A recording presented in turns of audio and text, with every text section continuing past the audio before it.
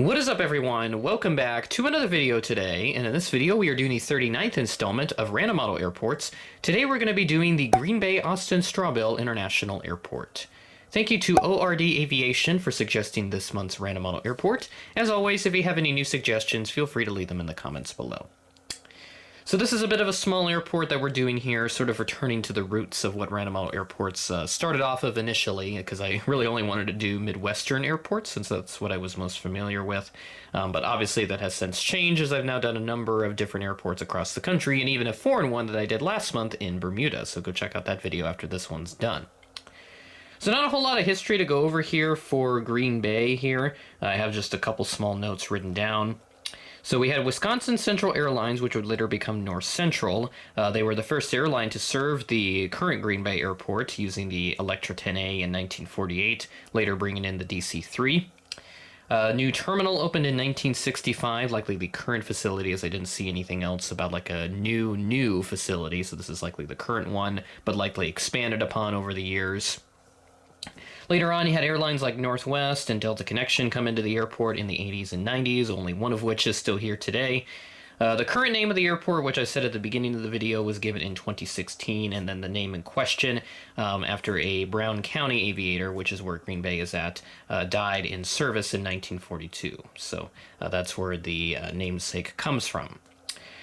And also, another fun fact, this airport is known as the Gateway to Lambeau because of Lambeau Field, which, for those that don't know, is the home of the Green Bay Packers, a very successful and popular NFL team that has seen a lot of success over the years. So this is a place where all the visiting teams and fans fly in and then make their way up to Lambeau Field to watch the games. So kind of a nice place, to be honest. And while me being a Vikings fan, you know, Green Bay not necessarily my most favorite team, I do kind of want to go there at some point just for the novelty. But getting back on track to the airport in question, we're going to start off with the A concourse, which is off here on the left side, and then we'll do the B concourse over here. Only 2 planes over there, and then we have only 4 over here, and we also got 1 taxiing. So this is a very small airport, mind you, so this was going to be a bit of a shorter video. So hopefully you guys still enjoy it. So let's go ahead and get right into it. I'm very happy to have brought this plane back for the airport updates on my channel. So a while back I used to use this plane as a placeholder for the CRJ 900 and I think also the 700 as well, back when I didn't have the 700 and the 900 hadn't been made yet. But obviously with Air Wisconsin they moved over to United Express for a few years.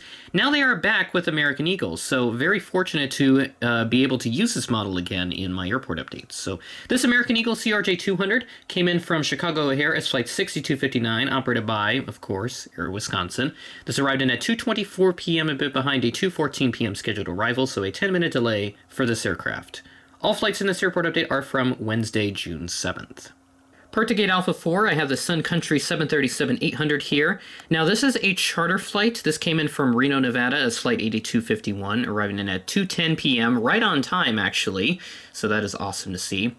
Now, Sun Country does have regularly scheduled service to Green Bay. Currently, they have seasonal flights to Fort Myers, Las Vegas, Orlando International, and Phoenix Sky Harbor. So that's all the services they have right now. So this Reno flight is a charter, and it didn't. Now, Flight Radar didn't say where it parked, so I just put it here at A4 because this was one of the few open gates that I had over here. So I figured it just fit in right here at A4. Next to that, at Gate Alpha 6, we have this United Express CRJ 200 in the Continental Globe livery. This is a SkyWest operated aircraft coming in from Chicago O'Hare as Flight 5375, arriving at 9:53 a.m. ahead of a scheduled 10:03 a.m. arrival. At Gate Alpha 5, we have this Frontier Airbus A321. This aircraft arrived in on a service from Denver as Flight 786, arriving in at 2:18 p.m. ahead of a scheduled 2:20 p.m. arrival. So that is everything we have here at Concourse A. We do have one more plane taxiing, so we'll go ahead and take a look at that right over here behind this other United Express CRJ 200. I do have this lovely Evil Blue one. So this is another SkyWest aircraft in this case. This is heading out to Chicago O'Hare as Flight 5560, departed right on time at 5:27 p.m. Moving on over to the B concourse for our last 2 planes in this airport update. At Gate Bravo 1, we have the Delta Connection CRJ 900. This aircraft arrived in on a service from Detroit as Flight 4044, operated by SkyWest, at 4 p.m. ahead of a scheduled 4:20 p.m. arrival. Our last aircraft for this airport update is this Delta 737-800. Parked at Gate Bravo 5, this came in from Atlanta as Flight 2948, arrived in at 9:54 p.m., ahead of a scheduled 10 o'clock arrival. And that will do it for Random Model Airport Updates this month, our 39th installment in the series. Very happy with where all the airport updates are at. We hit 30 airport updates with Des Moines this month, and then 40 with Sioux Falls as well. Awesome that we reached those milestones in the same month. So yeah, this is the last airport update before the Airliners International Convention, and hopefully after we come back from that show, I'll have a good slew of new models to work with for the Random Model Airport Update series, and also for my Sioux Falls and Des Moines series as well, if there are any other applicable services that do start at either of those airports in the future. So really liking with where this series is going. As I said last month, I am planning on doing more foreign airports in the future. That is kind of my tentative plan with that. Try to do some more stuff in the Caribbean and all those places. My other plan that I have just thought of recently is that I do kind of want to go back and redo some of my older random model airports. So if you go back through the playlist that I have, I've done obviously now 39 different random model airports up to this point. I do kind of want to go back and redo the airports that I did previously, back when I didn't really have as many models as I do now to work with for the series, so that it will be my tentative plan, hopefully in the future.